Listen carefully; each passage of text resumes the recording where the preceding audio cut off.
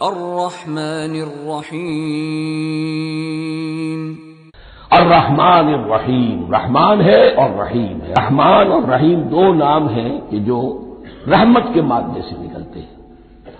رحمان میں اللہ تعالی کی رحمت کا جوش ہے، جانی کیفیت، طوفانی کیفیت، اور رحیم میں اللہ تعالی کی رحمت کا دوام اور تسلسل۔ یہ دونوں کیفیات اللہ کی رحمت میں بیک وقت موجود ہیں، جس کا ہم تصور نہیں کر سکتے۔ ہم سمندر کو دیکھتے ہیں، متلاطم سمندر ہے، اس میں ہیجان ہے، طوفان ہے۔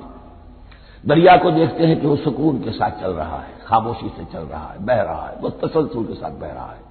ہم ان دونوں کیفیات کو علیحدہ علیحدہ دیکھتے ہیں تو ہمارا ذہن ان دونوں کو بیک وقت اس کا تصور نہیں کر سکتا، تخیل ممکن نہیں۔